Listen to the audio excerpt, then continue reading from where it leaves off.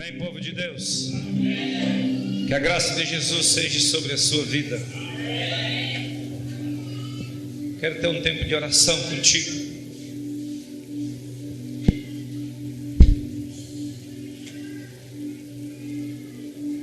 Que você peça que Deus traga a vontade dele sobre a tua vida. A oração que Jesus ensinou, ele diz: venha o teu reino e seja feita a tua vontade. Existe um reino que batalha dia e noite para que você não viva a vontade de Deus.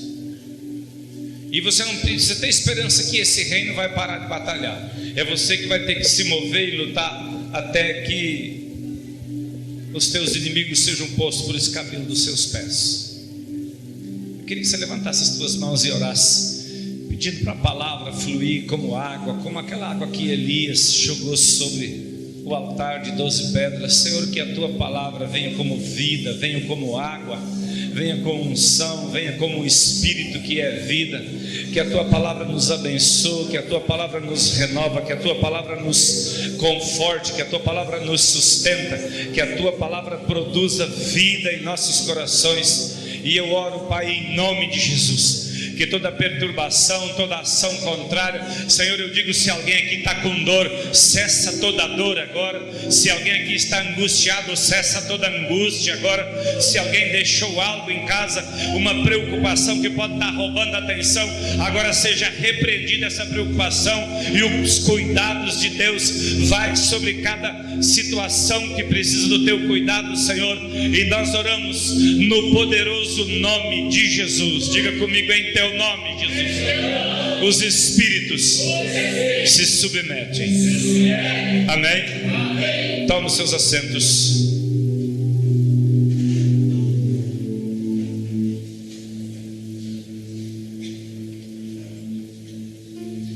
Eu já preguei essa palavra há um tempo atrás, mas esses dias o Senhor pediu que eu pregasse essa palavra de novo.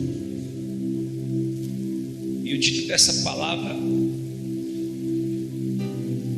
é assim: a rebeldia e o caos que ela gera. E infelizmente nós estamos vivendo um tempo de um governo, já vou começar a falar do governo do PT. Esse governo foi para lá, estabelecido por rebeldia. Quem lembra de quando Lula começou a fazer mutins de pessoa aqui? Tem alguns aqui que não lembram, mas da minha idade lembra, né? Tem uns aqui mais perto de mim que lembram. Ele começou a caminhada dele fazendo rebeldia nessa nação, greves e afrontando o governo. E ele sempre caminhou usando a CUT e outras entidades, e essa turma que fica amontoada na beira da estrada, ele só esqueceu eles depois que ele chegou lá. Mas esse governo que está estabelecido sobre a nossa nação é um governo de rebeldes. Esse PT é um governo do inferno, é uma coisa do diabo, é uma coisa colocada lá por um princípio de Satanás. O primeiro rebelde citado aqui na Bíblia é Satanás. E na nossa nação, esse governo foi estabelecido por rebeldia. Por isso que a nossa nação tem vivido um caos, a família brasileira tem vivido um caos. A sujeira, a desgraça dentro da família tem vivido um caos esses últimos anos, por causa dessa imundícia que está lá, por causa da rebeldia. Eu queria que você abrisse a tua Bíblia lá em Gênesis, capítulo 1 de Gênesis, no versículo 1. Às vezes existem alguns irmãos que eles têm uma grande batalha na mente deles a respeito da ciência. Você lê a Bíblia e tem uma história de 6.000 anos, e você vê a ciência falar: olha, esse osso aqui tem tantos mil anos, essas pedras aqui levou 150 mil anos. Deixa eu dizer uma coisa para você, deixa eu ler o primeiro versículo. Diga comigo: no princípio criou Deus o céu e a terra. Eu creio que desse primeiro versículo para o segundo pode ter até 1 milhão de anos, tá? Pode ter 500 mil anos. A palavra de Deus diz no livro de Isaías 45, 18, que Deus não criou a terra vazia e não criou a terra um caos. Deus a estabeleceu e afirmou. Mas alguém veio para cá. Sabe quando Jesus disse: eu vi ele cair como um raio? Vocês já observaram que quando um raio cai na terra, ele faz algum estrago? Quem já viu um estrago feito por um raio? Hoje caía raios longe daqui, mas o microfone dava uma baixada aqui. Jesus se disse: eu vi ele cair como um raio. E diz assim: e a terra, porém, estava sem forma e vazia. Havia trevas sobre a face do abismo, e o Espírito de Deus pairava sobre as águas. Esse versículo que eu li aqui, não sei quantos mil anos tem do primeiro versículo. Mas eu queria ir contigo lá para Isaías 45.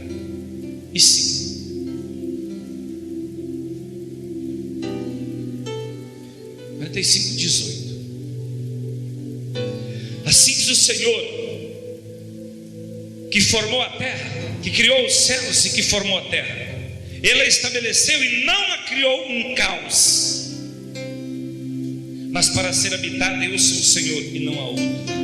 A minha tradução diz: não a criou um caos. Uma tradução diz: não a criou sem forma e vazia. Deixa eu dizer para você, tudo que Deus cria é perfeito, tudo que Deus cria é normal. Mas todo lugar onde se levanta uma atitude sobre rebeldia, ali cria um caos. Alguns anos desses eu estava no Amapá e me colocaram num posar na casa de um pastor. Tinha muito dinheiro esse pastor, tinha o quarto do profeta na casa dele. Pensa numa geladeira cheia de iogurte, coisa boa para comer, é do gadinho engordar. E ele tinha um ministério, não sei o que lá, para as nações, um ministério profético da restauração das nações. Eu estava muito alegre, né? Mas eu não ia pregar na igreja dele. Eu fui a serviço da missão. Só que aquela noite o anjo veio falar comigo em sonho. Me mostrou uma igreja de um homem da cabecinha branca. E também me mostrou o mutim que aquele homem fez, ligando para um, para outro, levando para a chácara dele, para a casa dele, e dando ofertas, porque ele era muito rico, um homem muito conceituado na cidade. E então ele tirou os melhores do louvor, e ele tirou uns intercessores para ele, e ele foi fazendo, ele fez uma igreja. Ele já começou com uma igreja desse tamanho aqui.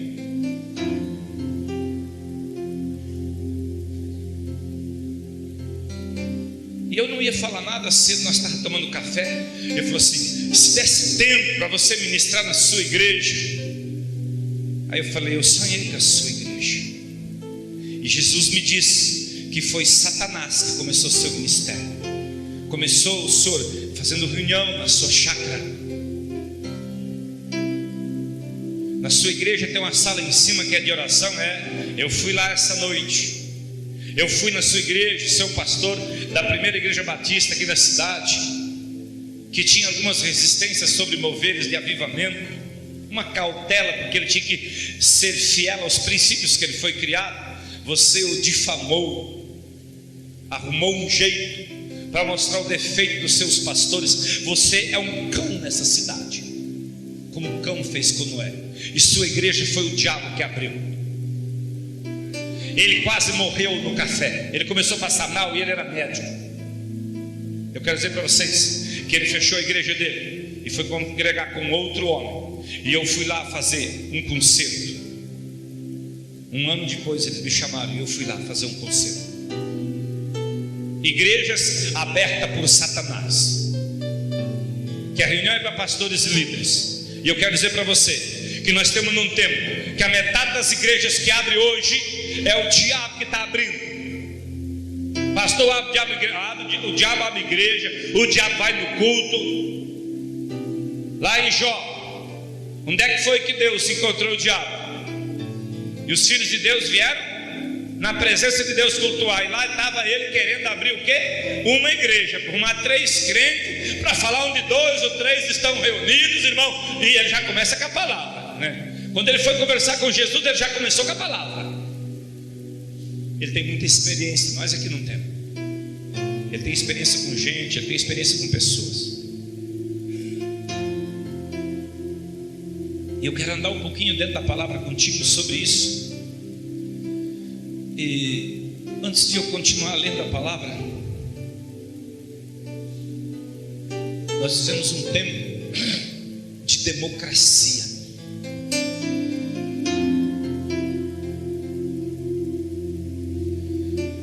Esdras, quando estava restaurando, ele diz: olha, aquele que não fizer assim, assim, vai ser confiscado os bens e juizado. Alguns reis disseram: aquele que não buscar o Senhor e não obedecer, vai ter que morrer. Consertava na hora. E muitas pessoas, eles são democratas dentro da igreja. Uma entidade. Por que a metodista, batista e hoje grande parte da Assembleia de Deus, esse dia tinha encontro dos pastores maçônicos?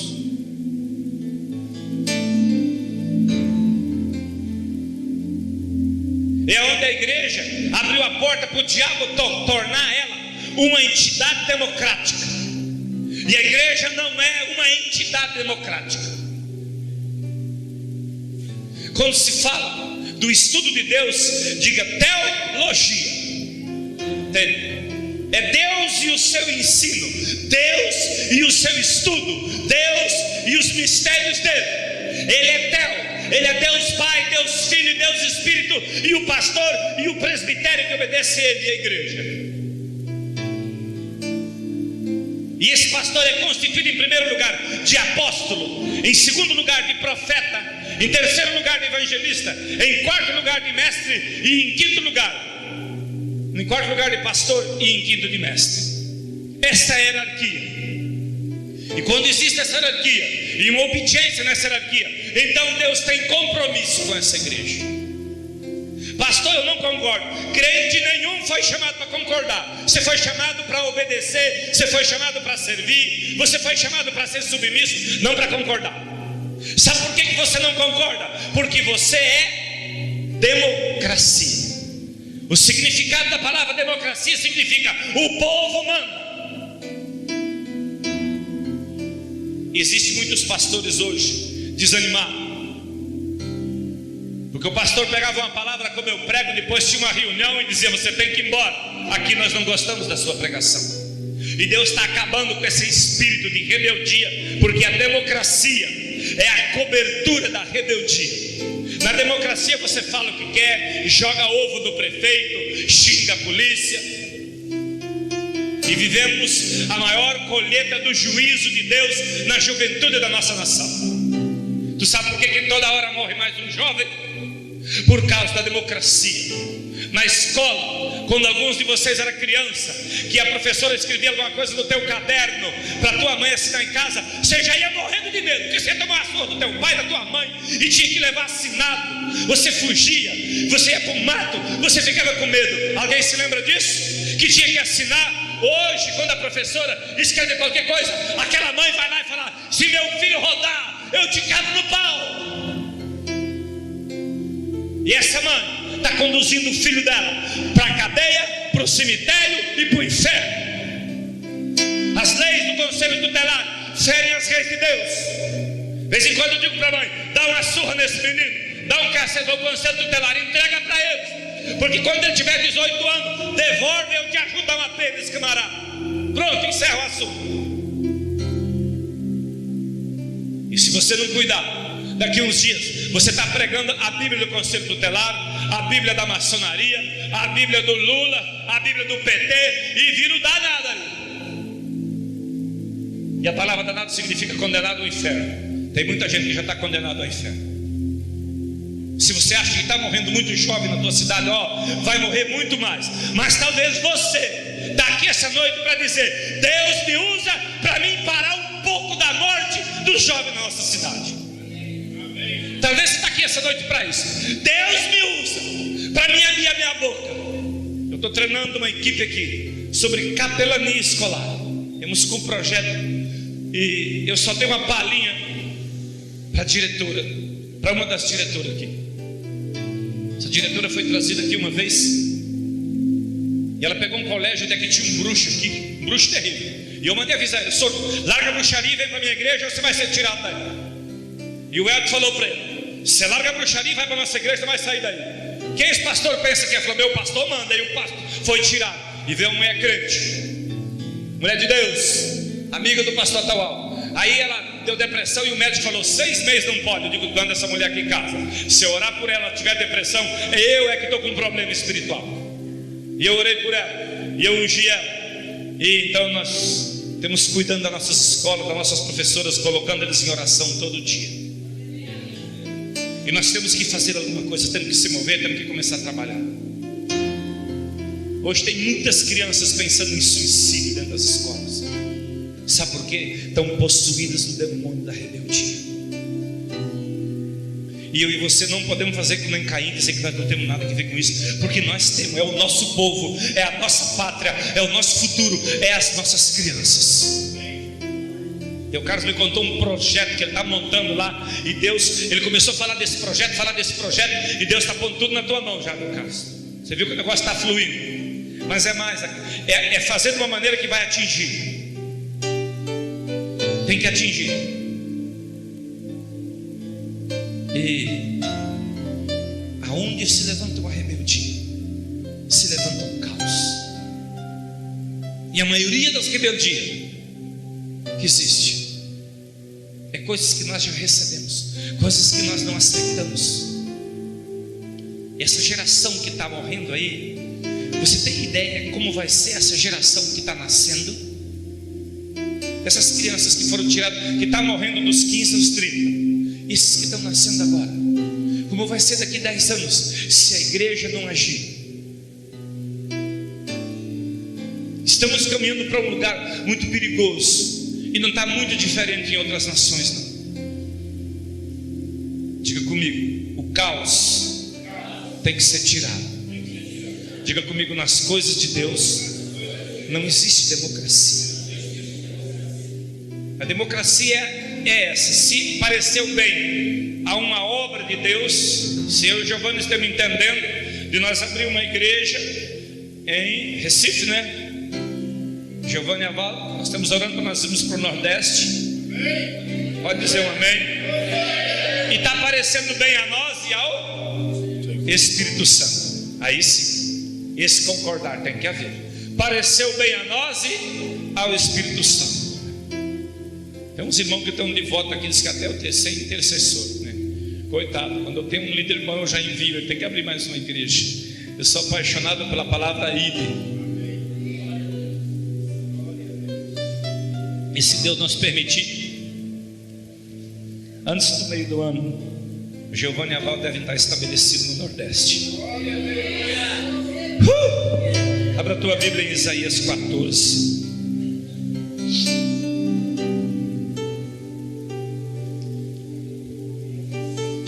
Observa a conversa.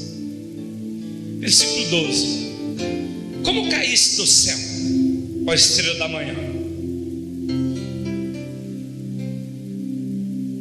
Lembra que Jesus disse: eu vi ele cair?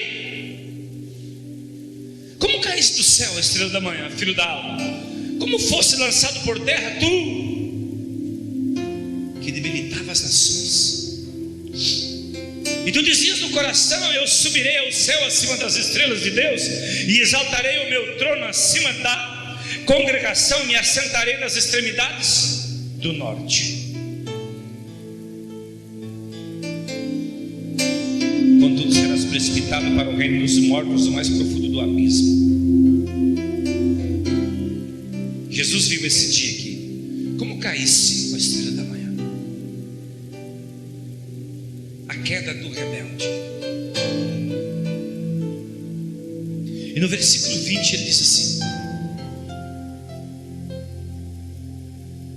com eles não te reunirás na sepultura, porque destruíste a tua terra e mataste o teu povo. A descendência dos malignos jamais será nomeada. Está entendendo que ele desceu aqui para machucar a terra, para destruir? Eu queria que você fosse liberto desses conceitos evangélicos que que, não, mas a Bíblia fala de 6.000 anos. A Bíblia conta a história de Adão. Ela não conta aquela outra história. Ela conta a história que Deus quer. Ela não conta a história que Deus não quer. Mas quando diz que a ciência se multiplicaria, foi Deus que disse isso. Então eu digo, quando o pessoa não quer que eu seja muito exagerado, eu digo, olha, uns 700.000 anos do Gênesis 1 até o Gênesis 2. A ciência é tão científica, é tão certa, que eles descobriram aquele dia que Josué mandou parar o sol. É comprovado hoje pela ciência. Pastor Antônio Gilberto, não sei se ainda vive esse homem, mas ele é um pastor cientista. Ele escreve pela CPAD, ele escreve umas coisas muito fortes a esse respeito. Eu gosto de ler a literatura dele.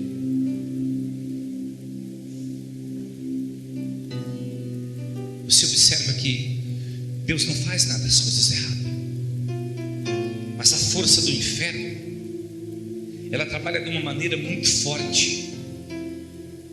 Talvez você diz, qual é o peso da rebeldia? 1 Samuel capítulo 15, versículo 22 e 23, para você saber qual é o peso da rebeldia.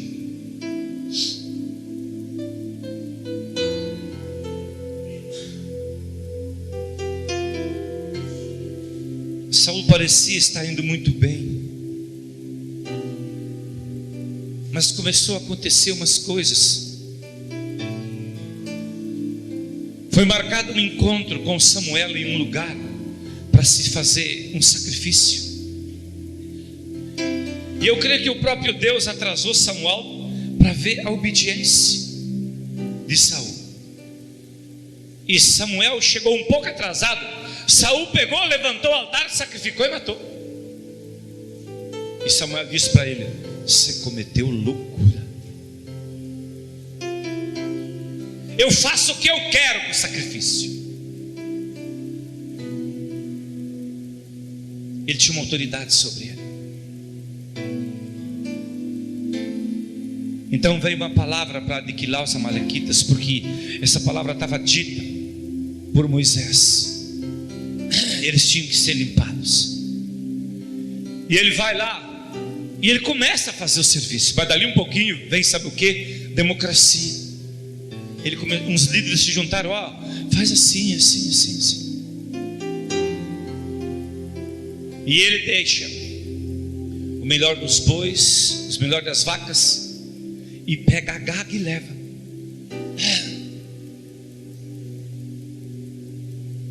E Samuel veio e disse: e aí, você executou? Falei tudo. Ele falou assim: mas eu estou escutando barulho de bois, mugido de ovelhas, de vacas.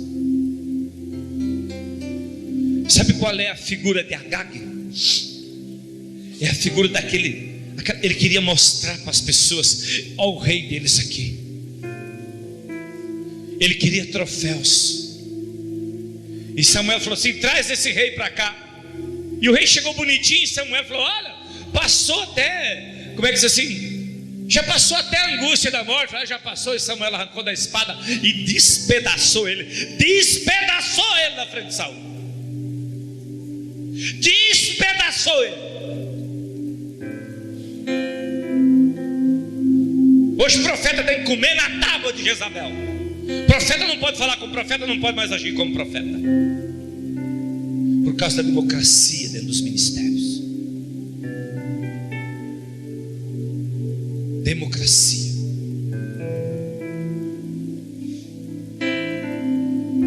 Samuel e Saul não funcionam juntos. Saul faz o que quer e Samuel obedece a palavra.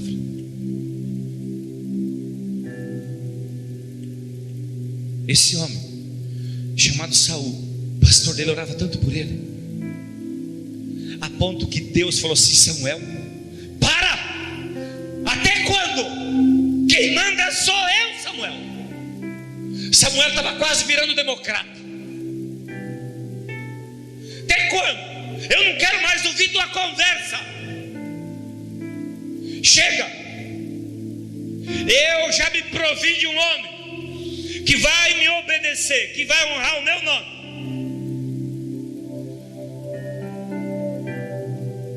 Quando Samuel virou as costas para Saul, foi saindo, ele arrancou um pedaço da roupa dele, segurando aqui, só para pedir: me honra diante dos homens. Tu sabe quando Jó parou de se justificar? Quando ele entendeu que ele tinha que se abominar. Enquanto você não entender que você nada é, e que você respira por causa dele, está vivo agora por causa dele, e foi convencido pelo Espírito Santo por causa dele, porque ele colocou alguém para falar com você ou com alguém da tua família. Por isso que Paulo disse: é por ele e para ele. Paulo passou por tantas lutas e ele chegou num lugar que ele diz: eu considero essas coisas como refúgio, para eu ter relação com Jesus, para mim viver Jesus. Mas Samuel disse para ele: o pecado de rebeldia é o mesmo que de feitiçaria, e o de teimar é o mesmo que idolatria. E nós, crentes, temos uma facilidade para falar dos feiticeiros e dos idólatras, mas às vezes vivemos muito pior que eles. E eu quero ir contigo para algo que está lá no livro de Judas. O livro de Judas foi o livro que mais me fez entender autoridade e respeito à autoridade. De todos os livros na Bíblia, o livro que mais me trouxe luz na minha vida, que me faz ter o zelo de orar por pastores. Falar em orar por pastores, o Jordão Valim está falando umas coisas gostosas aqui. Uma das coisas gostosas que eu vivi no meu ministério, essa não foi muito gostosa não, foi que um dia o Valino falou que o anjo bate na mão dele e pega. Ele dá um tapa no pé para me levantar, e ele dá a mão para mim, e eu não sei se no corpo ou fora do corpo, mas eu vou legal. Eu tive no julgamento de um pastor no céu, e o julgamento foi demorado. Esse pastor achou que ia receber muita coisa, ele só recebeu sentença. Por cada palavra errada que ele disse e não consertou, por cada visita que ele tinha que fazer e não fez, por cada vez que ele tinha que ofertar e não ofertou, cada pecado que ele tinha que confessar e não confessou. E esse pastor foi amigo do meu pai, então na igreja do meu pai se dizia que ele era o saudoso tal e tal quando ele tinha morrido. E a sentença acabou que ele foi condenado e lançado no inferno. Eu tenho experiência de ver pastor ser lançado no inferno, e todo mundo achou que ele era o cara, mas eu vi ele lançado no inferno. Eu fiquei mal 3 dias, eu não conseguia comer. Eu comia, tinha que ir no banheiro e vomitar. Muito mal, muito mal, muito mal eu passei. Tive algumas vezes de ver coisas boas no céu. E deixa eu dizer para você, aqui você faz de tudo, aqui você bate boca em tudo. O dia que o anjo veio falar para mim que ia matar meu irmão mais velho, eu quis interferir. Ele fez só um sinal para mim: se eu falasse uma palavra, ele me matava eu também. Uma palavra. Muitas vezes ele falou: vai lá e fala isso, vai lá e fala isso. Mas o dia que veio a sentença, eu fui lá e me despedi dele. E disse a ele: talvez não te vejo mais. Há poucos dias eu disse para o moço que há 1 ano e meio atrás eu paguei um alto preço para ele não ir para o inferno e não morrer para o inferno. Um alto preço de oração e jejum por um moço. Mas eu tive que dizer com ele, com muita dor no coração: eu gosto muito daquele menino, eu tenho ele como meu filho. Mas eu disse para ele: Jesus vai matar você por causa da sua rebeldia. Ele tremeu o beiço, fingiu de chorar, falou que estava difícil. Falei: está nada, difícil vai ser lá no inferno. Lá no inferno é muito difícil. Aqui não, aqui é fácil demais. Aqui é só você decidir, dizer: o pastor manda, Jesus manda, o Espírito manda. Pronto. Abriu o teu livro de Judas, versículo 3. Amados, quando eu meditava com toda a diligência escrever-vos acerca da nossa comum salvação, foi que eu me senti obrigado a corresponder-me convosco, exortando-vos a batalhar diligentemente pela fé, que uma vez por toda foi entregue aos santos. Dá uma paradinha aí. Olha o que ele diz. Ele falou assim: igreja, Judas aqui está bonzinho, amados. Eu gosto muito de Judas, que ele fala amados, e João fala filhinhos, né? Por esse pecado não ore. Onde é que está esse versículo que João fala? Você sabe? Você não vê João falar isso, né? Se você viu alguém cometer esse tipo de pecado, não ore por ele. Não, nós somos obrigados a ir onde é que chamam a gente. E você tem que orar, benzer, fazer tudo, por causa da democracia. Deixa eu dizer algo para você. Judas falou assim: eu queria escrever sobre a graça, sobre como receber Jesus, como confessar a Ele, sobre a comum salvação. E ele disse: foi-me obrigado a me relacionar com você, a exortar-lhes a batalhar diligentemente pela fé. Diga comigo: o Espírito Santo, essa noite, abre os meus olhos espirituais para mim batalhar diligentemente pela fé. Esse dia foi um pastor na igreja de Del Carlos, falou que só tinha 16 crentes que ia para o céu lá. Eu estava num jejum aqui, Del Carlos. Eu ia perguntar para Jesus quantos ia da minha. Eu falei: não vou não, que a dele é muito mais grande que a minha. Eu nem perguntei. Eu comecei a orar e fazer arrependimento, e engrossar um pouco o caldo das minhas pregações. Não é importante você ter 500 ou 800 pessoas da tua igreja. É importante que você, pastor, você vai dar conta da porcentagem que você vai deixar ir para o inferno por não dizer a verdade. Judas queria dizer uma coisa, mas falou: não prega o que você quer, prega o que eu quero. Diga comigo: Espírito Santo, vou pregar o que você quer.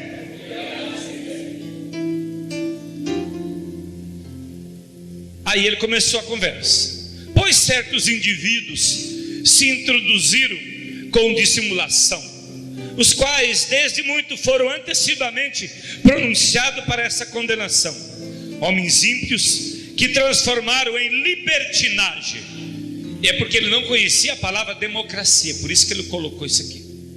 Libertinagem a graça do nosso Deus, e negaram o nosso único e soberano Senhor. Versículo 5: quero pois lembrar-vos, embora já estejais cientes de tudo, uma vez por todas, que o Senhor, tendo libertado um povo, tirando da terra do Egito, destruiu depois os que não creram.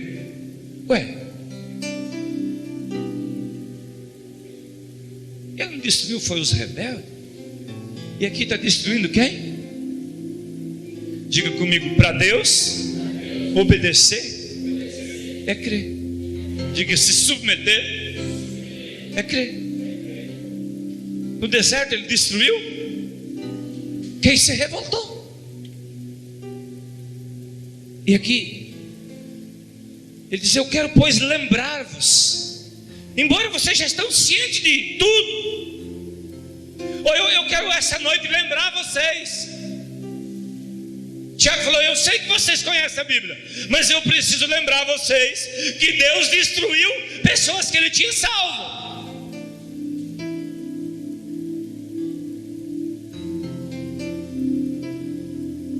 E aos anjos que não guardaram o seu estado original, mas abandonaram o seu próprio domicílio, e Ele os tem guardados sob trevas, em algemas eternas, para o juízo do grande dia, como Sodoma e Gomorra e as cidades circunvizinhas. Porque a Bíblia, a gente fala muito de Sodoma e Gomorra, mas foi 4 cidades. Se você pegar o livro de Deuteronômio, você vai ver que foi 4 cidades.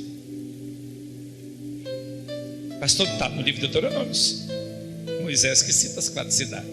Como Sodoma e Gomorra e as cidades circunvizinhas, que havendo se entregado à prostituição, como aqueles seguindo após outra carne, são postas por exemplo de fogo eterno, sofrendo punição.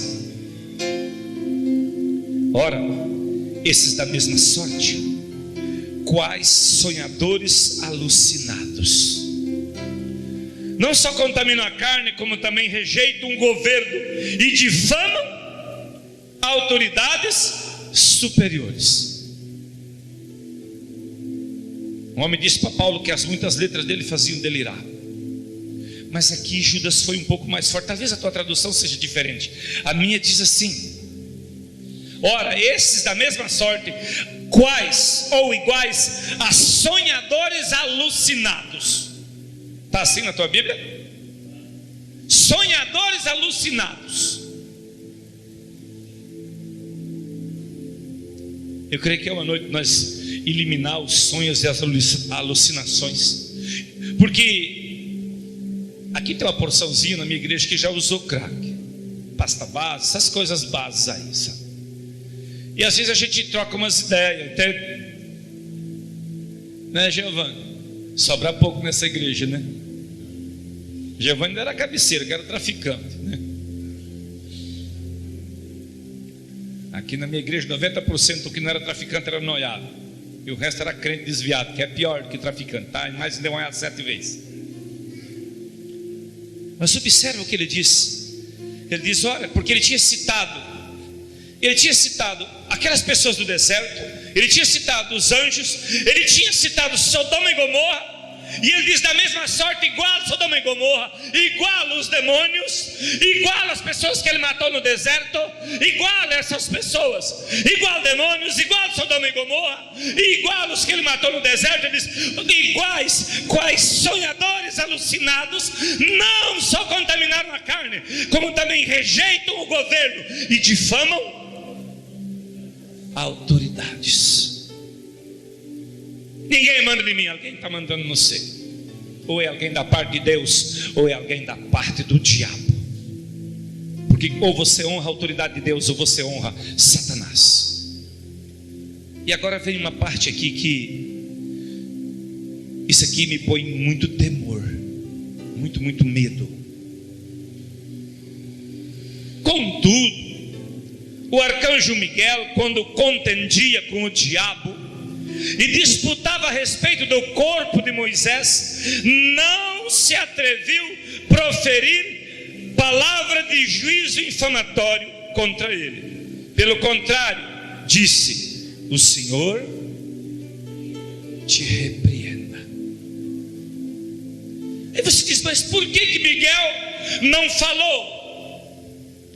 E você pergunta, por que Davi sabia que Saul estava na bruxaria, na rebeldia?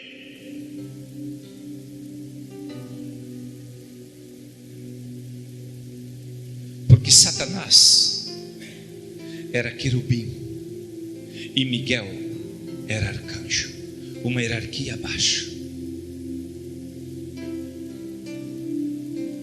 Ele estava uma hierarquia abaixo.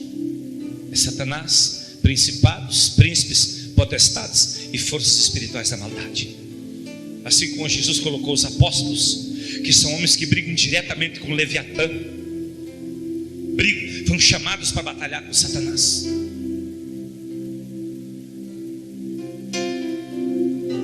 Com o grande dragão. Tinha uma hierarquia. Esse camarada trabalhava com Miguel lá no céu, e Miguel estava debaixo da hierarquia dele. E agora o Espírito Santo que assistiu isso, Judas, eu vou te contar uma coisa. Eu quero que você mostre como se deve respeitar a autoridade. Mas eles não entendem, eles são alucinados, loucos alucinados. Porque a alucinação para nós hoje aqui é quem usa crack, quem usa pasta base. No tempo de Jesus, de Judas, alucinado era quem não respeitava a autoridade. A alucinação, igual loucos alucinados. Quantos loucos alucinados tem nesse salão aqui hoje? Quantas mulheres que vivem zombando e afrontando o marido, igual uma louca alucinada.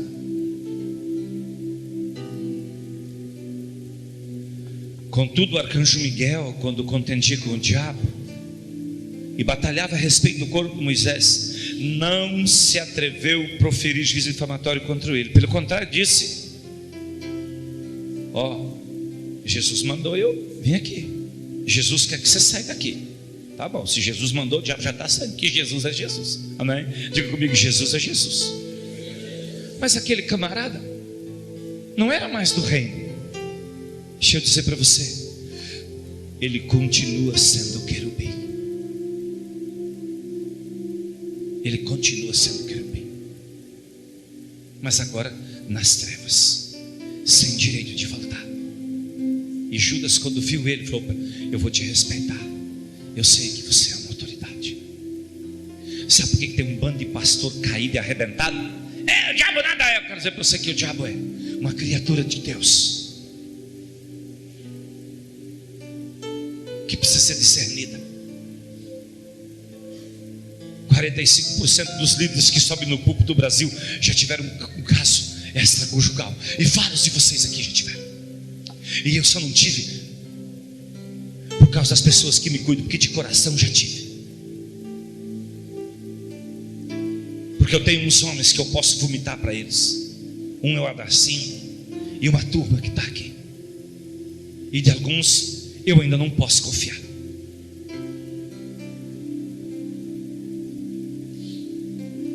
Judas está falando: olha, as pessoas que caminham nesse caminho de rebeldia, eles são loucos, alucinados.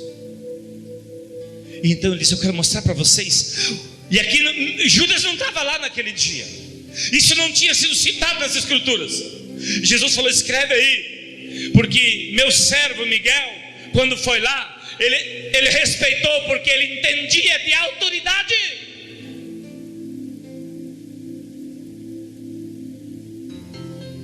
Esses dias o Senhor falou assim: clama, porque dos que caminham contigo tem 17 pessoas caminhando para a sentença. 17 pessoas caminhando para a sentença, por causa da obstinação, da rebeldia e do que fala nos bastidores.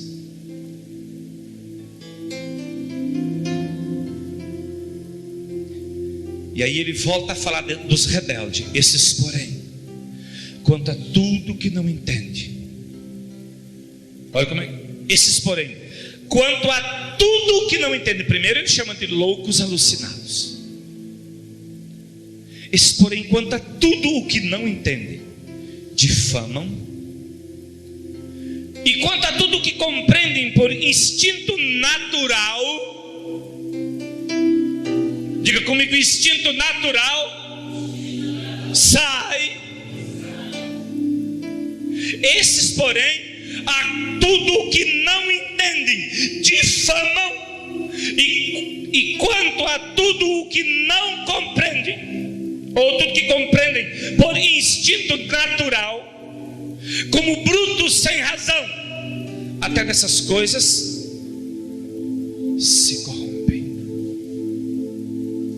Ai deles, porque prosseguem pelo caminho de Caim, movidos pela ganância, se precipitam no erro de Balaão e pereceram na revolta de Corá. Esses homens são como rochas submersas em vossas festas de fraternidade. Olha aqui para mim. Quem de vocês já teve uma experiência de mergulhar e dar com a cabeça numa pedra? Tem muitos aqui. Num pau. Foi isso que ele falou. Quando você mergulhar, ele vai rachar sua cabeça. Esses, porém, que tem esse tipo de atitude, são, sabe como? Rochas submersas. Você mergulha e pã na pedra. Passou o joelho na pedra, cortou. Mas quando é rocha, você mergulha e pã. Eu já fui banhar no rio, chegava em casa com a cabeça rachada. Aí tinha rachado a cabeça de um lado, do outro lado minha mãe rachava no cacete do outro lado, que eu tinha falado que estava no outro lugar. Aí mentia, já tinha chegado a notícia lá em casa que eu já vinha ensanguentado. Esses homens são como rochas submersas em vossas festas de fraternidade, banqueteando-se juntos sem qualquer recato. Pastores, opa! Parece que Judas sabia que a reunião ia ser de pastores. Está escrito pastores aí? O senhor observou que essa palavra, Giovanni, não é para crente, é para pastor? Eu preguei essa palavra há muito tempo atrás. E o Senhor falou assim: eu tenho uma palavra para você falar para pastores. Foi a primeira palavra quando eu comecei o jejum que Ele me falou. Em Judas, foi, mas palavra para pastor em Judas? E já você descobre se você é um rebelde ou não. Esses homens são como rochas submersas, eles racham os outros. Nas vossas festas de fraternidade, banqueteando juntos, sem qualquer recato, pastores que a si mesmos se apacentam, nuvens sem águas, impelidas pelo vento. Eu não sei se eu continuo, estou com a vontade de orar, de nós se arrepender. Eu sei que você dá uma nota grande de obediência para você, mas eu tenho minhas dúvidas se Jesus te dá essa nota. Aqui em Cuiabá, eu já escutei o pecado de uns 20 pastores. Esses 20 pastores que eu estou falando, eles têm pastores. E para mim eles contam porque eles sabem que eu tenho uma maquininha, sabe? Maquininha de ajudar pastor. De um ano para cá, eu escutei muitos sonhos sobre uma grande colhedeira que Deus está trazendo. Esse dia veio um pastor e falou assim: ela está sendo montada, ela veio em 2 carretas. Ela está sendo montada de colher pastores.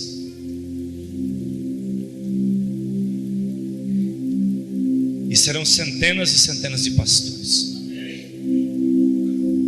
que não tem quem apacenta eles. Deixa eu dizer uma coisa para você.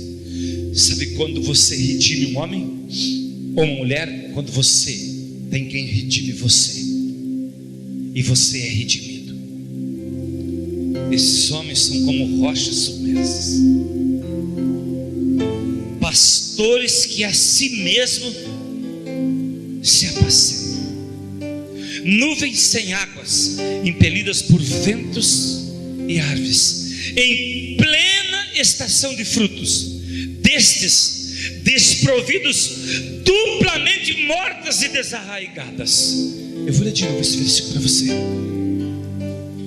Esses homens, eu vou voltar para o 11. Ai deles, porque seguiram o caminho de Caim, movidos de ganância, se precipitaram no erro de, pereceram na revolta de. Esses homens são como rochas submersas em vossas festas de fraternidade. Você já tinha parado para ver o nível da gravidade? Ele diz: pastores que a si mesmos se apacentam, nuvens sem água, impelidas pelo vento, árvores em plena estação de fruto, destes desprovidas, duplamente mortas e desarraigadas, ondas bravas do mar que espumam as suas próprias sujidades, estrelas errantes para as quais tem sido guardada a negridão das trevas para sempre. Quanto a esses foi que também profetizou Enoque, o 7º depois de Adão, dizendo: eis que veio o Senhor entre as suas santas miríades, para executar juízo contra todos e para fazer convictos todos os ímpios, acerca de todas as obras ímpias que impiamente praticam, acerca de todas as palavras insolentes que ímpios pecadores proferem contra ele. Os tais são murmuradores, são descontentes, andando segundo as suas paixões. A sua boca vive propalando grandes arrogâncias, são aduladores dos outros por motivos interesseiros.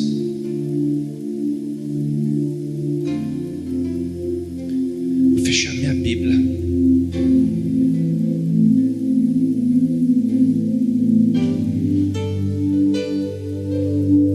Vou parar de ler a Bíblia hoje. Precisamos orar. Queria falar um pouco da natureza da rebeldia. E queria lhe contar uma história bem engraçada. Eu ouvi o pastor Eibe Urbe contar essa história há 10 anos atrás. sobre um escorpião e um sapo.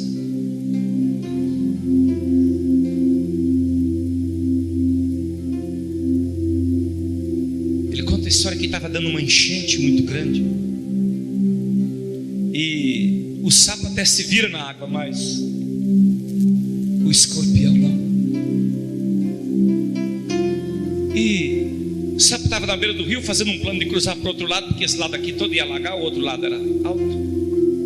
E o escorpião veio. Foi aí, sapo, a paz do Senhor, irmão.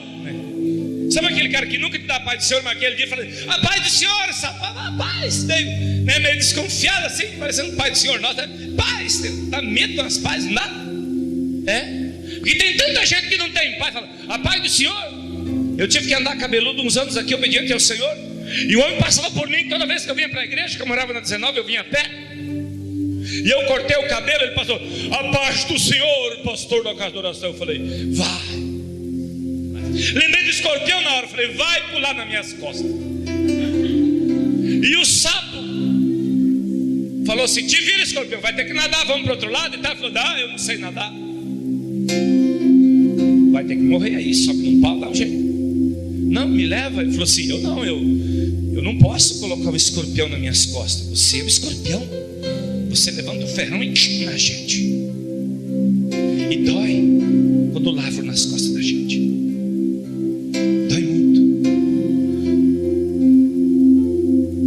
Mas, irmão, eu me converti, eu aceitei Jesus, eu sou evangélico, eu sou daquela igreja e tal. Não, é que eu já vi umas conversas aí do escorpião, ferroar, morre. Eu falei assim: irmão, você está doido, irmão? O que é isso?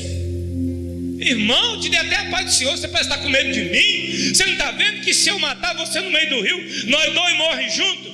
E o sapo com aquela mente pastoral, sabe? Porque tem sapo com a mente pastoral, tem pastor com a mente sapal. Não é mesmo, não é? Eu nem tinha pensado, escorpião. Pai do Senhor mesmo, né? Eu nem tinha pensado que se você estiver nas minhas costas e me matar, você morre também. O que é isso? Sobe aí. Você é meu irmão, né? Eu sei que não somos da mesma denominação e tal, mas você é meu irmão, né? Aí subiu, deu até uma cagadinha no sapo, aquela juntadinha no sapo. E o sapo evangélico, né? Ele deu uma remangada na camisa, que nem o pastor Davi prega remangado, e partiu, nadando de braçado, cruzando o Araguaia, lá em São Félix, no tempo da cheia, com medo de o pastor Edmar pisar na cabeça do escorpião. E o escorpião vai dando uma banadinha para os que estão ficando. Você viu? Eu sou o cara, deu H no pastor, aluguei o pastor aqui. É que eu falo uns H assim, que eu falo muito para noiado. Eu prego mais para noiado do que para pastor. E se diz um pastor, chamou: vamos fazer um evento assim aqui em Goiânia. Eu amo muito aquele pastor. Eu falei: não, eu estou mexendo com noiado. Eles estão me dando muita alegria. Uma dessas meninas aqui, ela e o esposo dela usava crack. Eles estão dando muita alegria para mim. Eu quero dizer para você que eu tenho tido mais alegria com os noiados do que com o pastor. Me perdoa, mas é reunião de pastor. Por isso que Judas escreveu para pastor. Mas interessante que um pouco antes ele falou loucos alucinados. E eu pensava que loucos alucinados era noiado, mas Judas falou que era pastor. Aí agora eu estou entendendo por que noiado me dá mais alegria que pastor, né? Vamos mais devagar.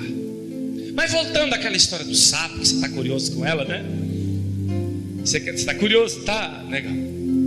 Tá, né? Fica tranquilo, era evangélico, agarradinho. Ele deu uma olhada para aquela nuca do sapo, o sapo tortava o pescoço assim para nadar, e vai jogando aquelas perninhas dele, e a onda levando. Por que você não corta reto? Eu falei: calma, tá pesado. E ele foi cortando meio para baixo, assim, para sair mais lá embaixo. Ele olhou para aquela nuca e pensou assim, lá que naquele rapaz de Ezequiel 28, de Isaías 14, lá no seu coração, falou assim: eu não aguento, que oportunidade para mim dar uma ferradinha nesse irmãozinho aqui. Eu sei que ele está carregando meu peso, eu sei que ele intercede por mim, né?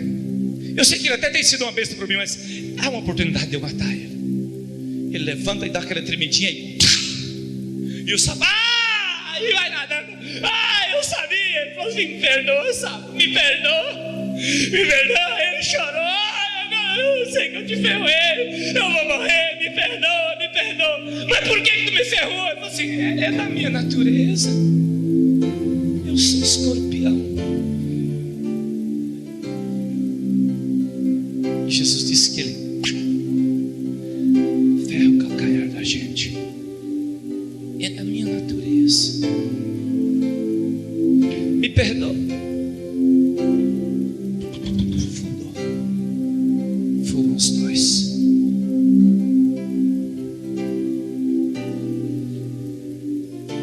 O que tem na tua natureza?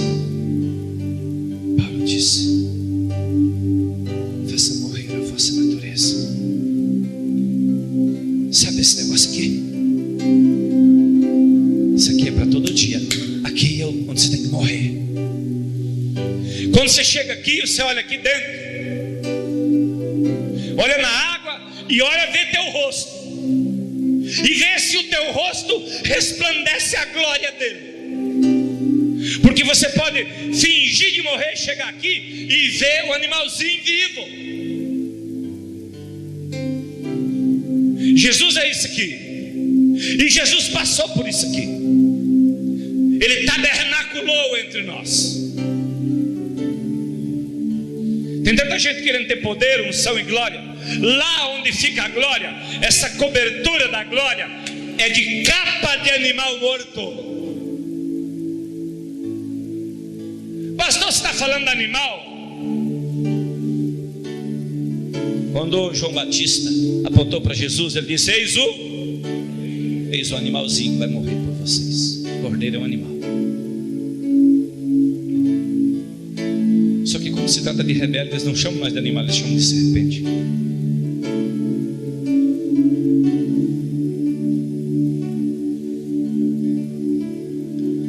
Eu preciso parar de pregar. Eu quero orar. Talvez você quer ficar de pé, quer ficar sentado, quer ficar de joelho, para que eu não te faça mais. Eu preciso dobrar meu joelho. Eu não quero estar naquela lista de pastores de Judas lá. E eu começo pedindo perdão pelas minhas rebeldias que eu tive com meu pai, com a minha mãe, com meu pastor, com as minhas professoras. Fui um rebelde, vivo no meio de um povo rebelde. E vemos os teus juízos, Deus, ceifando as nossas crianças, os nossos jovens. Mas temos uma reunião onde o povo de Deus se reúne. E nós precisamos muito, muito, muito, muito do teu perdão essa noite. De Deus, eu preciso muito, muito, muito do teu perdão, Jesus.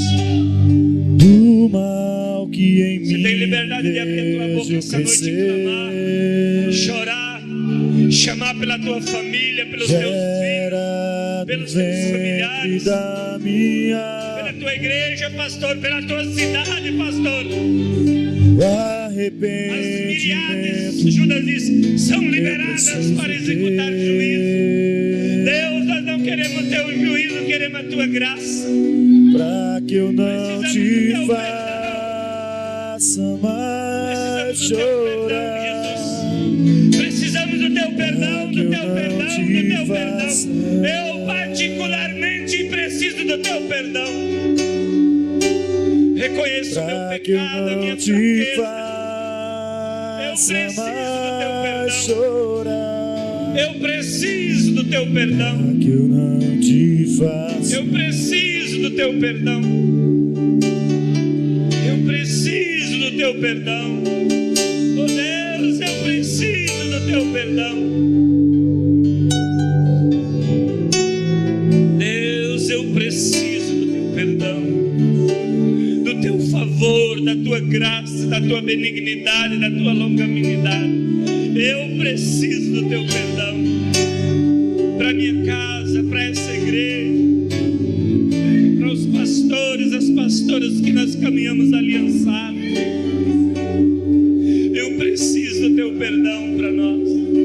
Eu preciso do teu perdão para a minha cidade, para o meu bairro, para o meu estado, para a minha nação. Eu preciso do teu perdão, Jesus. Eu preciso do teu perdão, Jesus. Eu preciso do teu perdão, Jesus.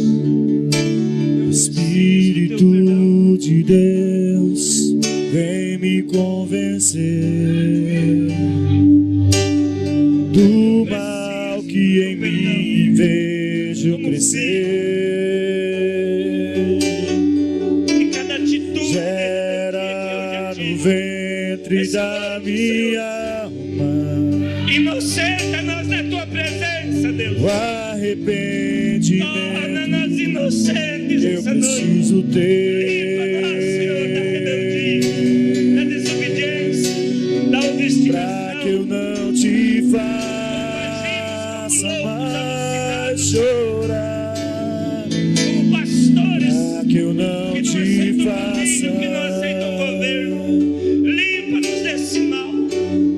Limpa-nos dessa Pra que eu não te faça mais chorar.